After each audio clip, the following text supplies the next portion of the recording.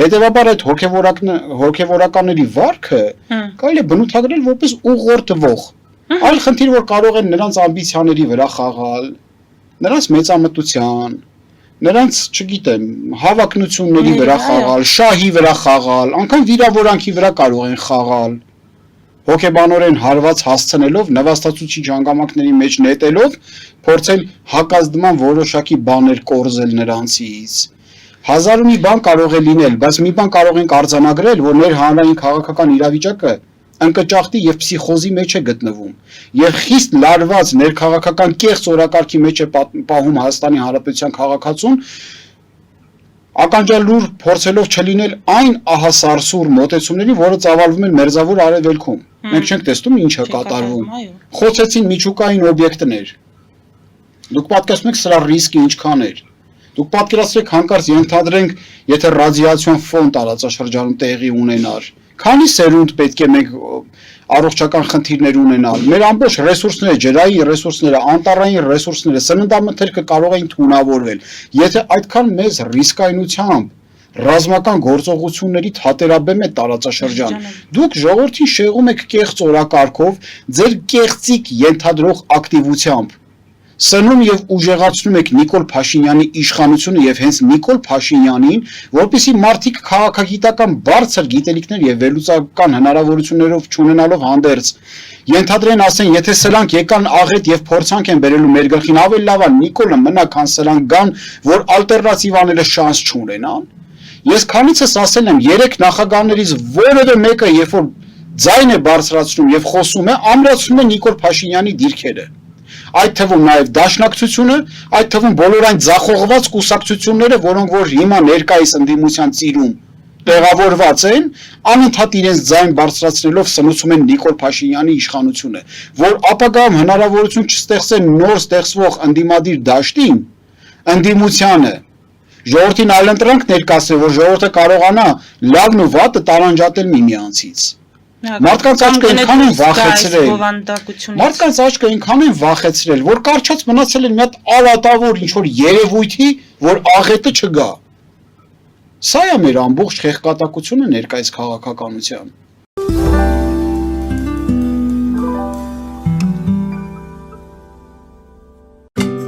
Ինչ է պետք տունը, առանձնատունը կամ ամառանոցը հաճելի, հարմարավետ դարձնելու համար։ Ճիշտ ընտրած կահույք, օրիգինալ դեկորներ, հյուրերին ընդունելուց գեղեցիկ սպասք, գուցե նոր սփռոց։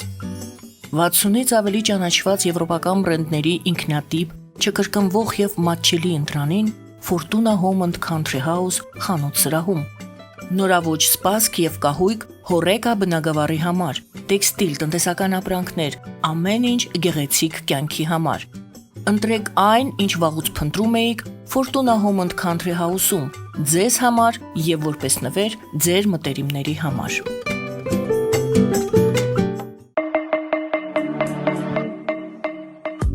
Յուրաքանչյուր զարդ գլուխ գործոց է, պատրաստված ամենայն ճշգրտությամբ եւ կրքով, որոնք կընդգծեն ձեր անհատականությունն ու գեղեցկությունը։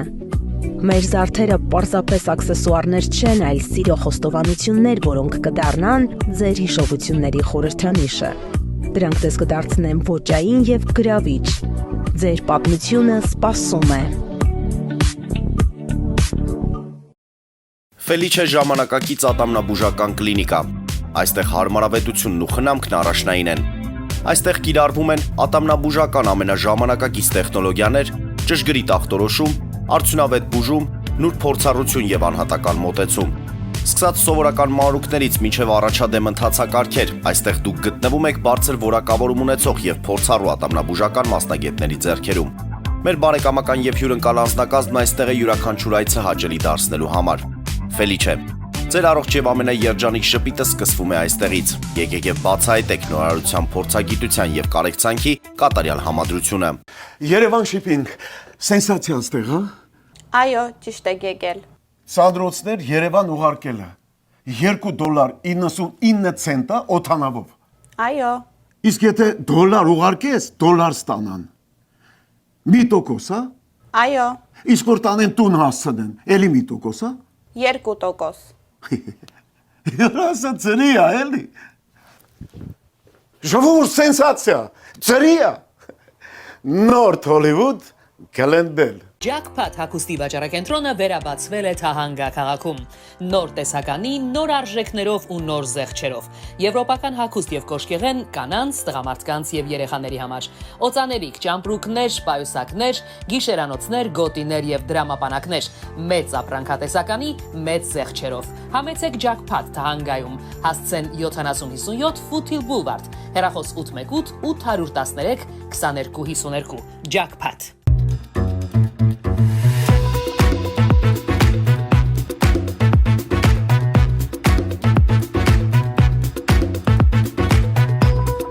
Արարատ ռեստորան, ընտանեկան եւ ընկերական ժամանցի լավագույն հասցե, սիրված արտիստներ, հյուրընկալ մթնոլորտ, հարուստ ճաշացան, անմահական խորտիկներ, Արարատ ռեստորան, հասցեն անփոփոխ, սիրով սպասում ենք ձեզ։ Լավագույն պաղպաղակ, բնական, համեղ եւ մատչելի գներով պաղպաղակը կարող եք ձեռք բերել բոլոր հայկական խանութներում։ Պահանջեք հայկական պաղպաղակ, Թամարա պաղպաղակ։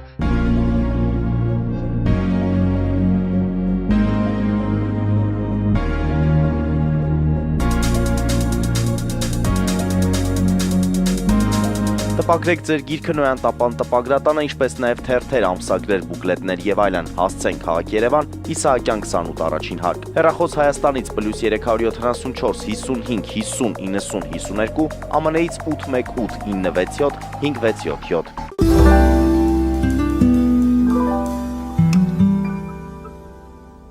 Փաստն այն է, որ այո, առանձին հոգևորականներ մտել են քաղաքականություն։ Եվ Նիկոլ Փաշինյանն ասում է, հետևաբար պետք է կաթողիկոսը հեռանա, Ազատի վեհարանը, երեք մայրաթոռը արձագանքեց այս ամենին։ Մենք լսեցինք ձայնագրություններ, այդ ձայնագրություններում Բագրատ Գալստանյանը խոսում է մարդկանց գնդակահարելու մասին,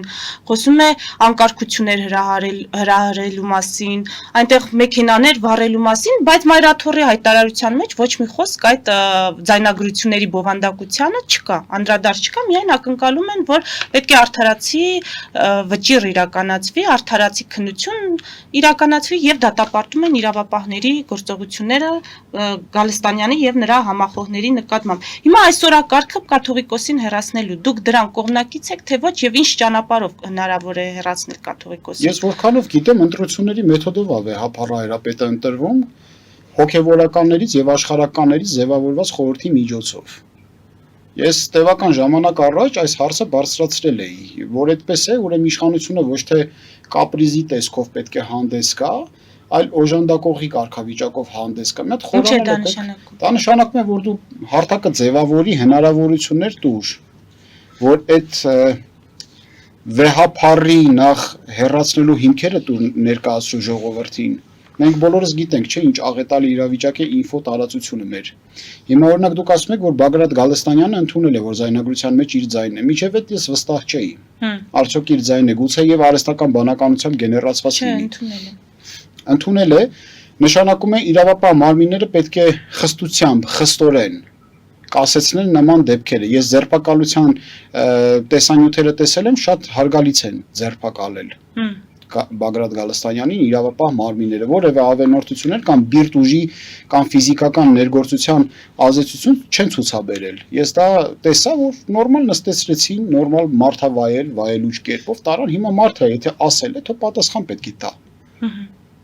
Պետության առանց դու ենթադրենք ինչ որ մեկին, որ հայտարարում ես, որ պետք է գնդակահարես, նշանակում է դու դատական գործընթացների իրավարարչության մեթոդները ամբողջությամբ ոտնահարածուն է, սահմանադրական կարգն էլ հետ այսքան ճգնաժամային, այսքան վատթար եւ այսքան աղետալի իրողություններում, որում որ Հայաստանի Հանրապետությունն է գտնվում։ Դուք չեք հասկանում, որ չընտրված իշխանությունների ձեռքը սեղմող չի լինելու։ Հայաստանի շնորհապետական կուսակցությունը հեշտությամբ չի ձևավորվել, ինչի ես ընթացակ կուսակցաշինության ճանապարհով, ինչի մեր համախոհները համախմբվեցին կուսակցաշինության, ինչը պարզունակները չեն հասկանում, որ գաղափարախոսություն գրելը, ծրագիր գրելը, կառուցվածք ստեղծելը, հիմա քիչ սրբելու ժամանակ մենք չունենք, ամեն ինչից կտրված համակարգ ենք կայացնում, ինչու, որովհետև միակ բանալին երկրում փոփոխություններ իրականացնելու դրանք կուսակցություններն են, Բայց քանի որ այդ բանալին այնքան է վարքաբեկված, կուսակցություն անունը մարդիկ լսում են արդեն ատելություն եւ տհաճություն են ունեն, հատուկ են արել սիրելի քաղաքացիներ, հատուկ կուսակցություն անունը վարքաբեկել են ձեր աչքին, որ դուք այդ իրավիճակից դուրս պրծնելու բանալի նկատմամբ արգահատելի զգացմունքներ ունենաք, չուզենաք սկի մատով դիպչել։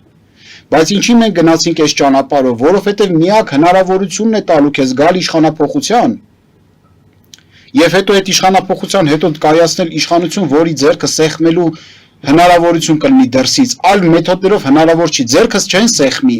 Ոնց տեսակ Արցախում ինչ տեղի ունեցավ։ Միակ ընտրված նախագահային արանքից հանեցին էլ բանակցային ֆիգուր չմնաց։ Մինչդեռ այդ ընտրված նախագահը կարողացավ Լաչինի, Բերձորի միջանցքով դուրս պրծնել, գնալ Փարիզ ռուսների համար ինքը բանցանք, կարգավիճակ պահանջեց, խնդրեց։ Փոխանակ ֆրանսիացիների խնդրեր ասել միջազգային խաղապահներ բերեք, կրակն եք ընկել սրանց ձեռքը։ Հիմա այդ ֆիգուրին արանքից հանեցին, բերեցին մի ֆիգուր, որը որ բանակցային ֆիգուր չի։ Եվ Արցախի հարցը տեսակ ինչ է, նույնը ուզում եք Հայաստանում լինի, ենթադրենք հեղափոխությունը արեցիք, ձեր ասացի պես մի 2-3 հոգու գնդակահարեցիք։ Գնացիք նստեցիք կառավարության շենք, ու հրճակեցիք ձեզ որպես երկրի ղեկավարությունով ա ձեզ ճանաչելու։ Գնալու եք Միացյալ Նահանգների ենթադրենք դեսպանին հրավիրեք, ասեք ով եմ։ Կառավարությունը կասի ուրա ցույց տուր ընտրության արդյունքները եւ որը մենք արձանագրել ենք, որ ժողովուրդը քեզ կարգել է։ Չէ, ուրեմն դու բռնապետ ես, ուզուրպացրել ես իշխանությունը։ Բռնապետների հետ մենք չենք խոսում։ Դու այդքան քաշ, այդքան ներուժ ունես, որ կարողանաս ամրանաս քո երկրում գոնե կարճաժամկետ, որ քեզ չբսկտեն աչից ու ձախից։ Կարենաս մանևրես առանց օտար օժանդակության, միջև որ աշխարհը քեզ կճանաչի։ Այդքան քաշ, այդքան պոտենցիալ քո խեղճ Հայաստանը ունի, բսկտված, պարակտված։ Ուղիղ պետք է ունենան հասկանան այդքան բանը։ Որ քեզ մանդատով կարող է օժտել միայն Հայաստանի Հանրապետության քաղաքացին։ Տանել չենք կարողանում ներկայիս իշխանությունների ոչ կերպը, ոչ վարքը, ոչ վարած քաղաքականությունը։ Այլ հնարավորություն չկա։ Հիմա մենք փոխանակ առողջ ուժերի շուրջը համախմբվենք, ժողովրդի հետ բացատրական աշխատանք տանենք, ասենք սիրելի քաղաքացիներ, այս աղետից դուրս պրծնելու համար մաքուր ուժեր էլ կան։ Հայացքներդ նետեք այդ մաքուր ուժերի հետ, պատմության գիծը ալեգորիա չի, դա փաստ է, այն մարդիկ մնացել են հին օրակարգում։ Ընտրություն կատարեք, նոր ուժերի հնարավորություն տվեք, որ այդ նոր ուժերը հենվելով ձեր վստահության քվեի վրա կարողանան լինել այն ֆիգուրը, որը աշխարհում ներկայանալի կլինի եւ աշխարհի համար բանակցային ֆիգուր կլինի։ Ու մենք կկարողանանք այս տգետների դասակարգից ազատվելով գիտելիքահենք ռազմավարական քաղաքականություն իրականացնել մեր Հայաստանի Հանրապետությունում, կարողանանք երկիրը ճգնաժամային իրավիճակից դուրս բերենք։ Հուսանք առաջիկա այս 1 տարում կհաջողվի այլընտրանքային ուժերին, այդ թվում ձեզ այդ ամենը տեղ հասցնել, պարոն Սիմոնյան, ասում եք իրար սնուցում են, բայց այլ կարծիքներ էլ կան, ասում են ռուսներին ծառայողները պայքարում են թուրքին ծառայողների դեմ։ Այսինքն ընդդիմությունը ռուսահպատակ է կամ Ռուսաստանի շահերը սպասարկող է, Նիկոլ Փաշինյանը իր իշխանությամբ ծառայում է թուրքին։ Անկամ հետ ազգայնացնելու այդ թեման են կապում Թուրքիային, թուրքերին հանձնելու հետ։ Հիմա այս կարծիքների հետ կապված ինչ կարող եք ասել։ Աչքերս ջուր կտրեց, Հայաստանի շահերը սպասարկողներ չտեսանք։ Հիմա ի՞նչ է նշանակում։ Ես օրինակ չէի համարի, որ Նիկոլ Փաշինյանը ռուսների շահերը սպասարկողների դասակարգին չի պատկանում։ Ես օրինակ չէի համարի այդպես։ Եվ ներկայիս իրողություններում Ռուսաստանն ու Թուրքիան բավականին կարողանում են սերտացրած քաղաքականություն իրականացնել Հայաստանի մասով, Հայաստանը բաժանելու, մաս անելու եւ այդ տարածքներին տիրապետելու առումով։ Այսինքն համագործակցություն կա Ռուսաստան-Թուրքիա։ Ես չեմ կասկածում, եղել է, չէ, բայց Ռուսաստան եւ Թուրքիա համագործակցությունների վերջնահաշվարկով էր, չէ, որ 2020 թվականի օգոստոսին Նախիջևանի կամուրջով թուրքական բանակը մուտք գործեց Նախիջևան, այսինքն 300 տարի ընդմիջումից հետո թուրքական 300 չէ, 100 տարի ընդմիջումից հետո թուրքական բանակը կրկին մուտք գործեց այն տարածքներ, որոնք փաստացի ռուսական էին համարվում իմպերիայից սկսած։ Այդ առանց Ռուսաստանի թույլտվության քանի գլխանի էին մուտք գործեն, դա էլ 2020 թվականներ է, ուկրաինական պատերազմը հələ չէր եղել, որ տեսնեինք, որ այդ վագրը թղթե վագր է։ Ամբողջ աշխարհում այդ վագրը ահուսարսափ էր տարածում, աշխարհի երկրորդ բանակի ահուսարսափի ոգին եւ շղարշը թևածում էր։ Թուրքիան քանի գլխանի էր այն ժամանակ մտներ Նախիջևան, եթե Պուտինը հնարավորություն չտար։ Կամ Թուրքիան մասնակցեր ընդդեմ Լեռնային Ղարաբաղի եւ Հայաստանի Հանրապետության Արցախի դեմ սանձազերծած պատերազմում օժանդակելով Ադրբեջանին այն աստիճանի, որ դեռ հարց է Թուրքիան է մեզ հարվածել թե Ադրբեջանը, քանի գլխանի են, եթե Ռուսաստանը թույլ չտար։ Պլանը հետեւյալն էր, Արցախը պիտի պոկեին տային, Սյունիքի նկատմամբ ռեպրեսիվ գործողություններ իրականացնեին, ռուսը գար մտներ ամբողջ Հայաստան, գրավեր, փրկումա, իրանք միշտ տենց են փրկել։ Գար փրկեր ճակերտավոր ասած, մտցներ միութենական պետություն, Զանգեզուրի միջանցք կոչեցյալ գոյացնեին Սյունիքի հաշվին եւ կարողանային ռուս-թուրքական համագործակցաբար այդ ենթակառուցվածքները տիրապետել։ Այդ էին ուզում մեր գլխին բերեին։ Հիմա նույնը չի բացառում, որ հիմա լինի։ Ուղղակի հիմա Ռուսաստանը, որ մի քիչ թուլացած իրավիճակում է, Նիկոլ Փաշինյան եւ Էրդողան այցին անդրադարձեք, էլի այդ դեպքում ինչ առաքելությամբ է Նիկոլ Փաշինյանը։ Գուցե եւ Ռուսաստանին ուզում են արդեն Լուսանսկում թողնեն։ Ռուսաստանն էլ այս իրավիճակից վրդովված կարող է որոշակի բաներ ծավալի, բայց սրանք ընդհանրապես ենթադրություններ են, որևէ փաստեր չունեն, ոչ այցի վերաբերյալ, ոչ այդ մոտեցումների։ Հիմա եթե դատական գործընթացները ծավալվեն, այս կասեցված ահաբեկչության պլան, սենց կոչենք, դե որտեվ ահաբեկչություն չի եղել, որևէ գործողություն չի եղել, խոսակցել է։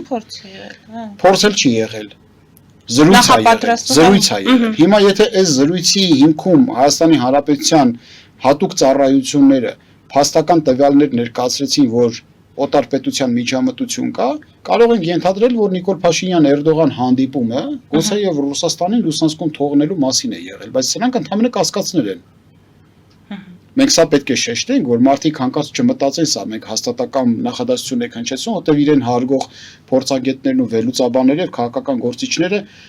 մատից հոտ քաշելով տեսակետներ իրավունք չունեն ասեն։ Պիտի ծանրակշիռ փաստարկներով խոսեն։ Հետևաբար, եթե հատուկ ծառայությունները դատական գործընթացների ընթացքում կհրապարակեն փաստեր, որ այս զրույցի հիմքում նաև ենթատեքստում եւ կուլիսներից այն կողմ օտար երկրի հատուկ ծառայությունների միջամտության փաստ կա, կարող են ենթադրել, որ Էրդողան եւ Փաշինյան հանդիպումը Ռուսաստանի Լուսանսկում թողնելու հանգամանք կար։ Բայց ցավը նրանումն է, որ միևնույն է Հայաստանի օգտագործման շուրջ ձեբատ է գնում, ոչ թե Հայաստանի սուբյեկտայնությունը վերականգնելու ձեբատի շուրջ է գնում զրույցը։ Ինչ տարբերություն, Հայաստանը կմասնատվի 3 շահագրգիռ կողմերի ներկայությամբ, թե երրորդին Լուսանսկում թողնած 2 շահագրգիռ կողմերի փոխպայմանավորվածությամբ։ Ամբողջ ցավը դրանում է, որ Հայաստանի սուբյեկտայնության բարձրացման ուղղված որևէ ռացիոնալ տրամաբանական քաղաքականություն ես չեմ տեսնում։ Ինչու այդ առանձին երկխոսությունը Թուրքիայի հետ, դա արդյոք չի բարձրացնում Հայաստանի սուբյեկտայնությունը, ինչպես ասում են իշխանությունները, որովհետև իրենք արդեն ուղիղ են խոսում Թուրքիայի հետ։ Կապ չունի, բայց ինչի շուրջ են խոսում եւ ինչ կարգավիճակով են խոսում։ Մարդը գնում է Չեխիայում հարց են բարձրացնում, ասում են, «Էս ինչ ես խոսում Եվրամիության հետ ինտեգրվելու եւ սերտացնելու հարաբերությունները Եվրամիության հետ»։ Ռուսական զորք կա քո տարածքում կանգնած եղբայր։ Ում ես հիմարի տեղ դնում։ Ամբողջ աշխարհը հասկանում է արդեն ամեն ինչ։ Այնպես չի, որ չեն հասկանում։